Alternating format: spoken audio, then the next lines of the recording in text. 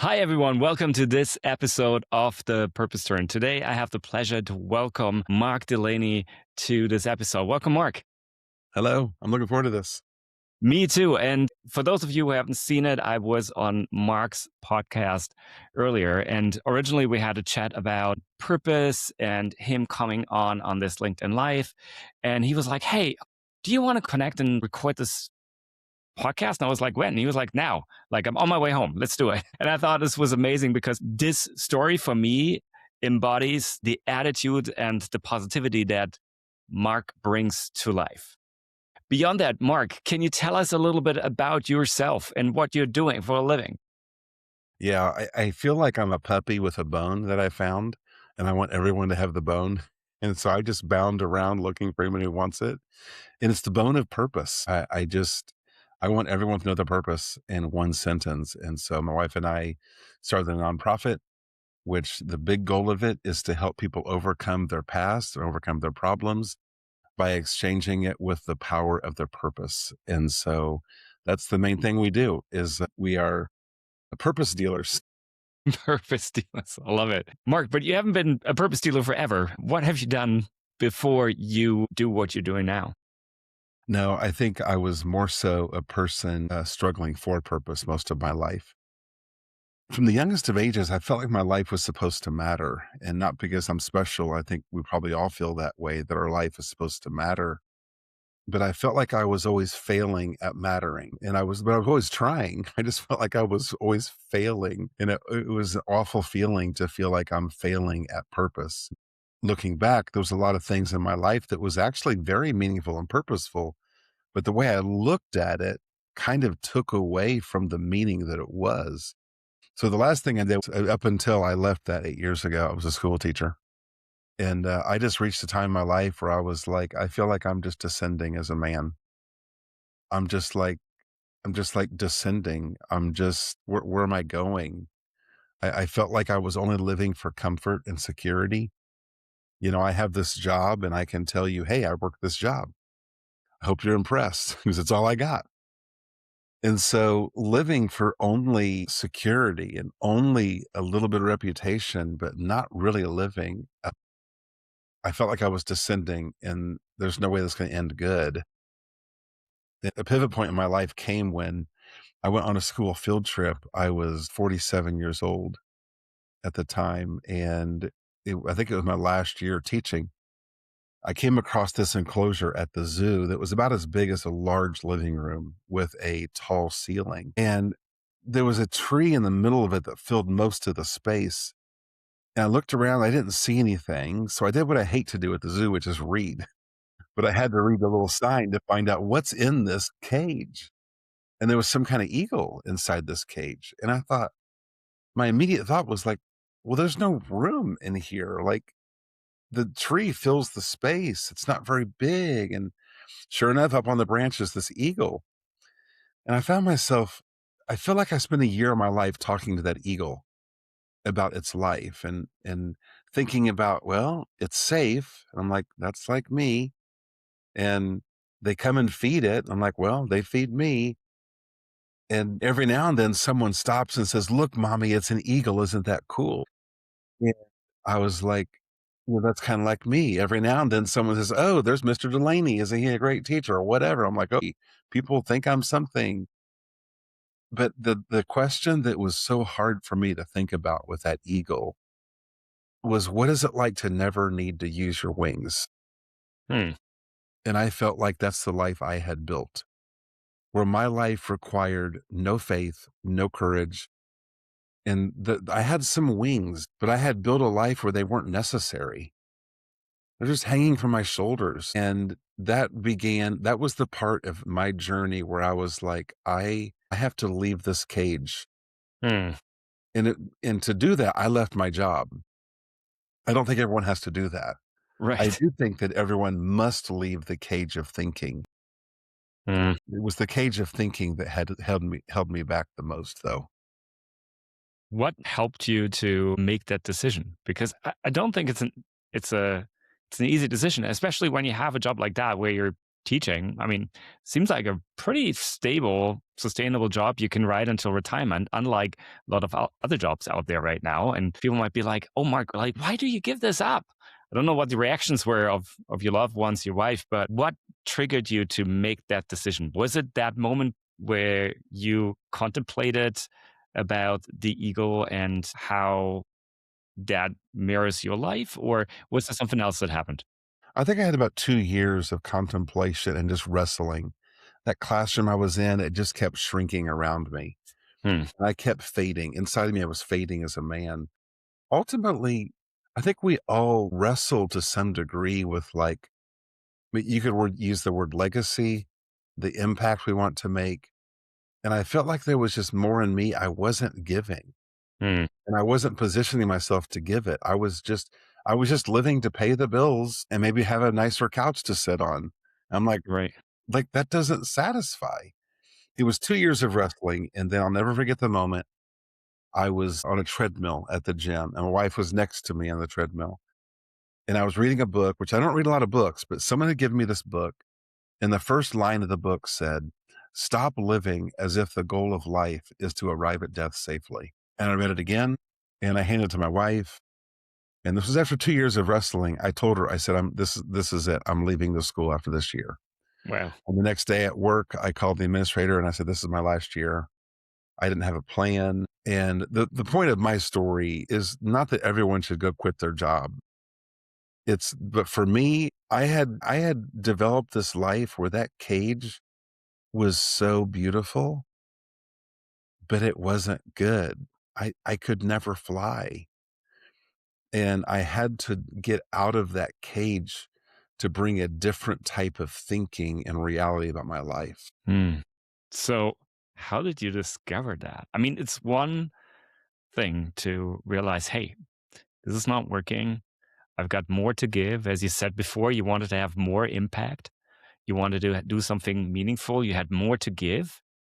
But how did you figure out what that was? I tell you, it's really it's like it was like it's a light bulb moment. It wasn't a specific long like intricate search. When you're in the cage, you live for the wrong reasons. And the longer you're in there, like if you're in that cage, you live to keep your wings looking pretty. You just don't use them. If you're in the cage, you might paint the cage and make it look impressive. And when I left the cage, like I had to start thinking on my own. Hmm. I had to like look at life from a much broader perspective. The way I did live, it was like, all right, I've got this cage I've built, keeping my life safe. I'm holding my reputation steady. I was holding on to my life more than living my life. When I left that cage, I was out in the wild. It caused my view of life to become so much bigger. And looking at it from a much bigger perspective, I looked back and I was like, I was doing my purpose while I was teaching at that school. Hmm. But instead of really enjoying and realizing I'm doing my purpose at the school, part of me so often was wrestling with, I don't know if this is where I belong. I don't know if this is my purpose. I think I'm missing my calling. The Hmm. problem wasn't the job I had. And this is good news, I think, for everybody. The problem wasn't the job I had. It was how I looked at the job I had. The problem wasn't the life I was living. The problem was how I was looking at the life I was living. I was like carrying my own wet blanket around my own life every day, but it was by choice. Like, I don't have to carry this wet blanket. It was the wrong way of thinking about my existence and my purpose that prevented me from really being like alive and free in my purpose. Hmm. So let me pause here for a second and just like help everybody catch on because when you first started with the metaphor, I was like, oh yeah, sure. Like the cage is the school and the job, right? And now you tell me, hey, no, no, no, like that's not the thing. It was actually how I looked at it. That was purposeful in and of itself. Yep. Like help me understand that. How does that work? Like how all of a sudden is teaching purposeful when it wasn't before? Yeah. When inside of yourself, I think our hearts are hungry. Every bit as much as our stomachs tell us when we need to eat food, and we have this feeling when we need to drink something, our hearts are hungry, hungry for meaning, hungry for connection, hungry for identity. And I think sometimes we work our jobs kind of like it's just a facade. It's like a mask we wear. It's like we don't even know who we really are. We're just like doing this job, and it's almost like our job is who we are. And the job we have might be great, but as long as our job is our identity, we're in trouble. I think for me, because I didn't think much of myself, and I had this feeling of a gap between myself and my purpose. My job was like my identity, but I didn't like much the reality of me. With a change of thinking, enabled me to see my whole life differently, see myself differently, see the job differently. I think I could go back and work that same job and be just fine. Because now I look at work and I'm like, wait a second, maybe all work is the same. That we're all using our gifts and talents to simply serve other people and make a difference with our lives. Hmm. And does it really matter if I'm a teacher, if I'm stocking boxes somewhere at a Costco, like if I'm delivering mail, like if my life is serving other people's lives, then I'm happy with that. And there's no specific job that my life has to be working in order to live out my purpose. So is purpose servitude? Where like help me to understand that shift that happened for you and how you looked at your job and how you're now looking at teaching. Like what was that mental shift that happened? How do you think about it differently? Because Yeah. that's where I'm trying to Uh-huh. follow you. I'm like I still feel like I'm a little stuck. Yeah. Good question. So my job was my identity, but that's a very dangerous thing. Like that is an identity crisis. So when I let go of that identity, I had nothing. I was just a guy in the woods, like, uh-oh, I don't have that job. Like, what am I? So I started doing anything to make money, and I did some handyman work. Would paint people's houses or build a fence or just anything to make money. And honestly, I did that for 2 years. It was a real learning time for me because I would find myself out there. I used to be a teacher teaching, several hundred students a day. And now I'm like in this backyard by myself, digging a hole to put a piece of wood in. And it made me really do some soul searching. I recall one moment I was painting someone's house, and I'm thinking about life and purpose. And I was on this ladder, and I can remember the ladder and the house and everything about it. And I'm painting their house. And this thought of like, my purpose is just to help people. And I realized right now I'm helping these people Hmm. with this paintbrush and this bucket and this ladder. And I am painting. They need someone to paint their house. I am helping them right now in this moment. And that was just like, wow, I don't have to live any more moments in my life wondering, am I doing my purpose? Mm. Now there's this simple lens of purpose that for me is about just helping people. And now instead of always wondering, am I doing my purpose? I just always look for more ways to do it. I don't question the right spot or the right job or I just look for ways to build purpose and give purpose in anything and everything I do. It sounds like it ended that search for and this feeling like, oh, I'm never doing enough.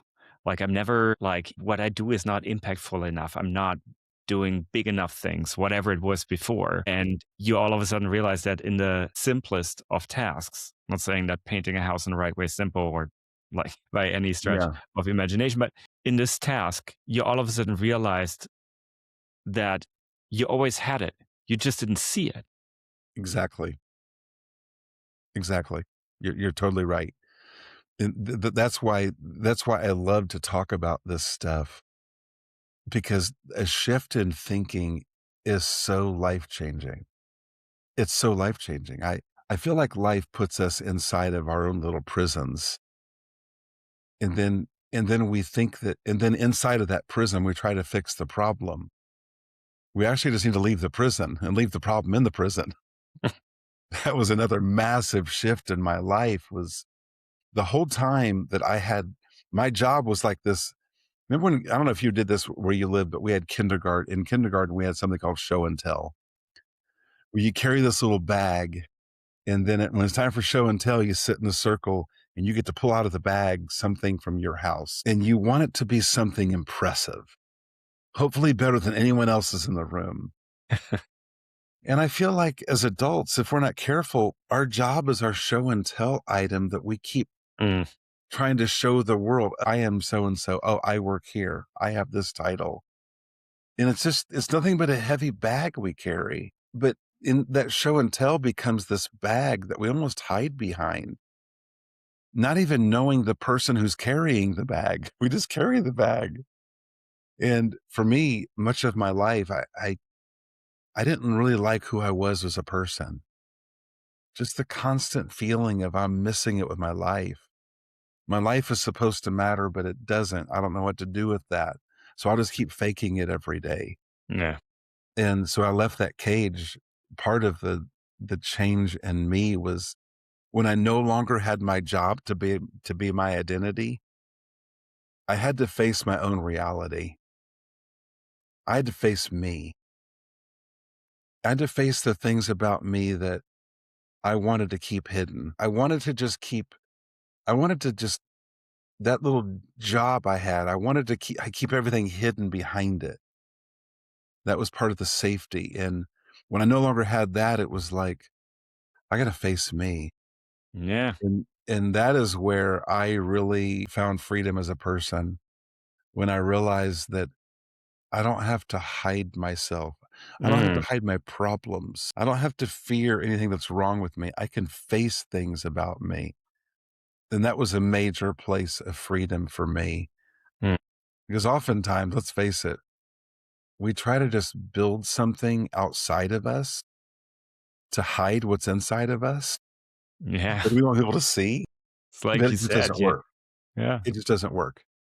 It's like you said, you have this big bag, right? And everybody sees you for the big bag you carry around, Yeah. the title, the company you work for, the connections you have, whatever it Yeah. is, right? And the likes on your Instagram profile, whatever. And when all of that is gone, what is left? Well, what is left is you.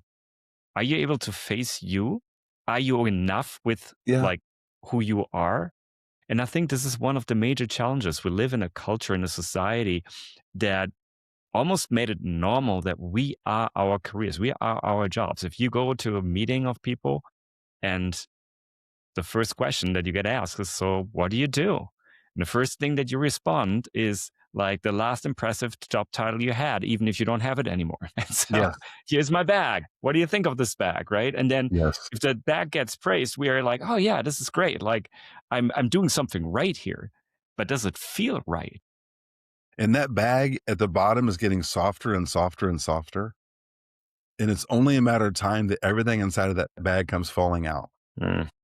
There's no escaping it. It's going to fall out. So when you shifted from in that moment on a ladder, painting a house, from like whatever that was before, the role, the idea about like having to make it, having to prove yourself. I think in one of your posts you wrote like I had tried to prove myself for 47 years Yeah. to like purpose. How did life change? What happened for you or what happened after? Well, one step at a time, one thing at a time, one meaningful moment at a time. And it's still going on. It's every day. Every day is just, I don't know. I look at life and I think that we're all dominoes. And the goal is to take down our walls around us and then get close enough to each other that if I lean one way, I'll bump into you and the domino effect will happen. Or you lean into me and a domino effect begins to happen. I people I can talk about what I do, but that's not really what people should see in my story, because I don't think the job we do makes us anything. I think we make jobs meaningful. Mm, Jobs don't make us meaningful. We make jobs meaningful. So I think that the person who I was at the Y recently exercising, and next to me on a bike was this gentleman, and I asked him what he does for a living, and he is a trash collector, and he works a second job at a grocery store stacking boxes in the back. And I told him, I said, "Man, I think I would have fun working at that store with you 3 days a week. I think I would have fun with that. Working with you would have fun with that." So I could say, well, okay, I write some books. We do a program helping people know their purpose. You could call it coaching. There's a number of things like that we do, but that's not where the magic is. mm, The magic is not, now I have this position and it's greater. No, the position that's changed in me is the position of how I think about life. That's yeah. the position that's changed. People And should ignore the fact that I'm an author, ignore that I'm a speaker, ignore just that's just stuff. The thing that really matters is the freedom to live life boldly and the ability to create meaning in all that we do every day. And we can all do mm, that. yeah. You don't have to be an author or a speaker. To me, to me, someone being an author versus someone being a trash collector, one's not better than the other. One's not more impacting. Mm. So yeah, those are some of the things we do. I don't know if that answers your question or not, but Mark, I just want to point something out here, which I think is very insightful. It's like the common idea of purpose is that you find purpose. But what stands out to me and what I really much resonate with is this idea of that you don't find purpose, you don't find meaning. You have the ability to create it every day in every small moment, no matter if it's like running into a person at the gym, painting a house, standing in the zoo, looking at an eagle. It doesn't really matter. Like your attitude and your towards what's going on in your life determines how meaningful it is. And with that, if you want it to be purposeful, you have to start to lean in. I love that you said that because we get to be people who create purpose, not just for ourselves, but for many people. We can just get to create it, and it's at our fingertips all the time.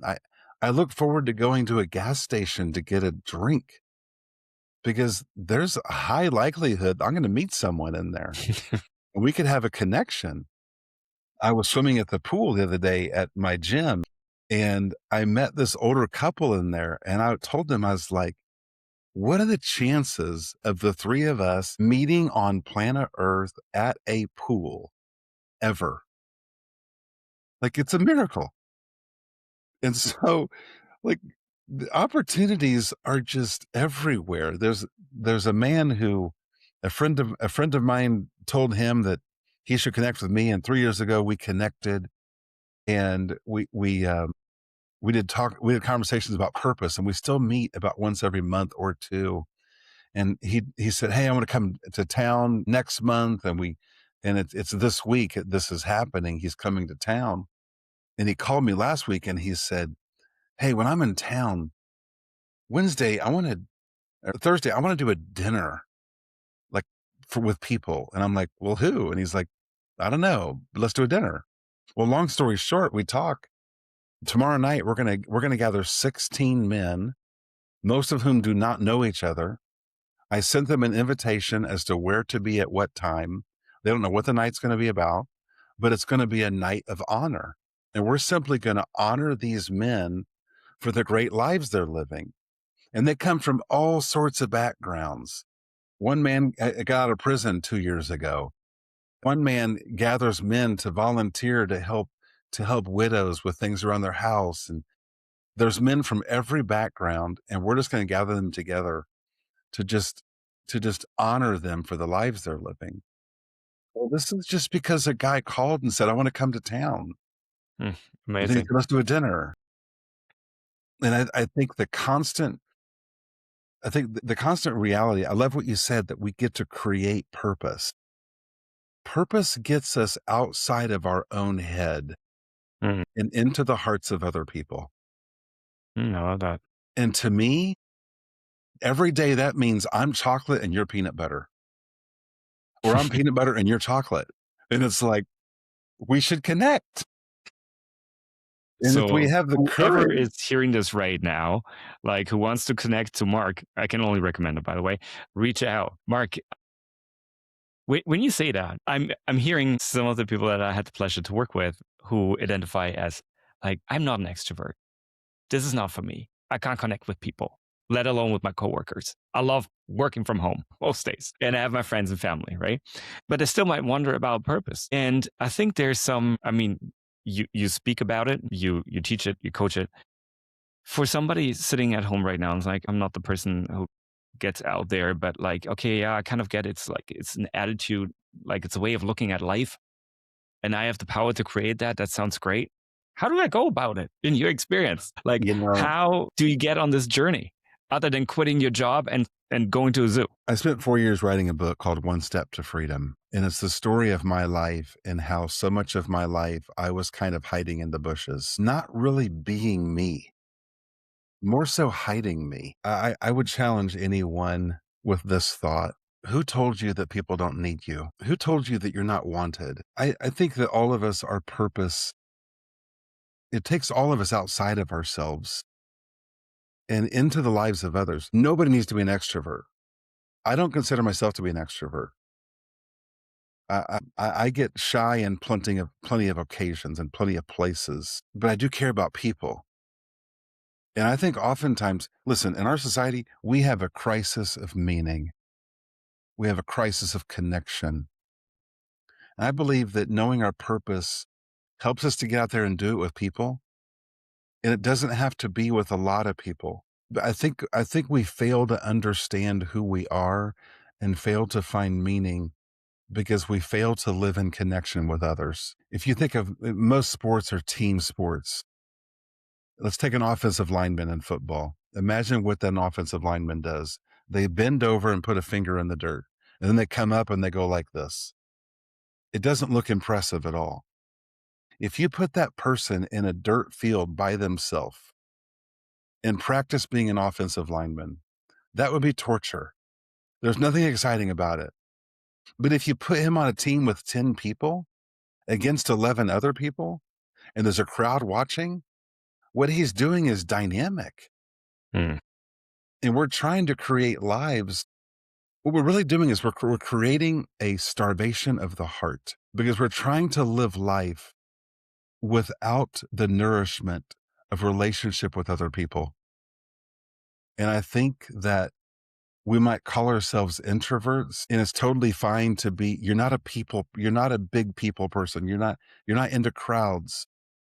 But I think all of our hearts are meant to be connected to people. mm, And so I would honestly, I asked a man a question the other day at the gym. Once again, I'm always looking for meaningful conversations.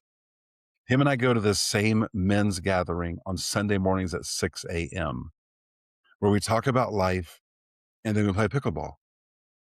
And he hasn't been in like 6 weeks. And I saw him at the gym and I said, "Hey, can I ask you a question?"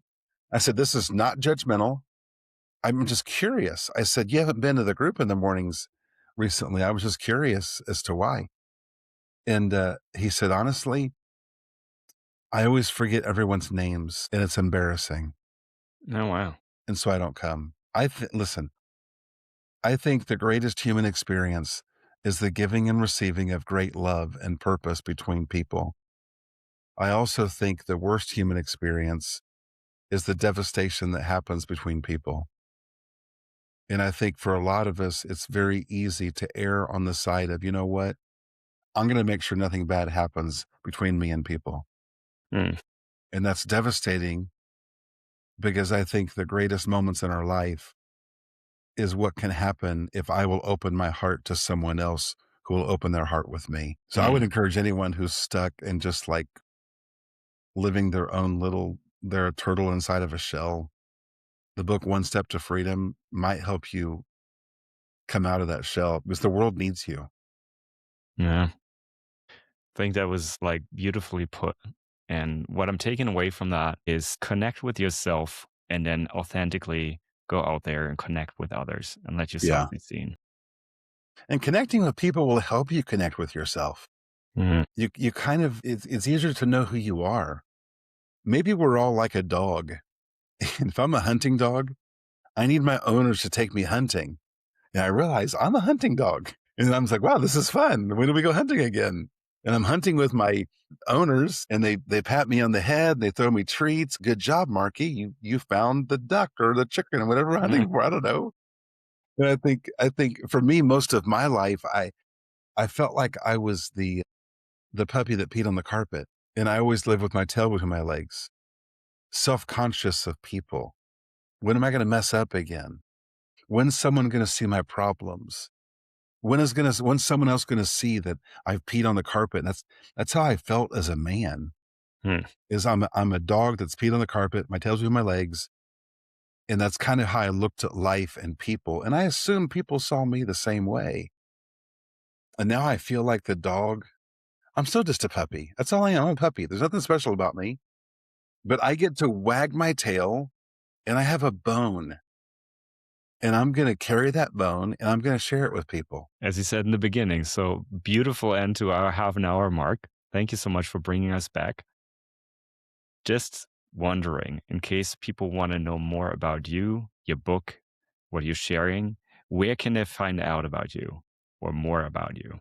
Probably the easiest thing for anyone to do is what you can do for free with us. On School, we have a community where at the beginning of every month, we have 4 conversations on Monday nights about purpose and how to clarify it in one bold, clear sentence. And so on School, you can join that community at no cost. That's something our nonprofit does, and it's super fun. Mark, thank you so much for the open invitation and for being us with here today and sharing your story and making purpose this fun bone that we all want to carry around and share with people and enjoy. Looking forward to following you, and I'm sure this is not the last time that we have spoken. Thank you. Thank you, Mark.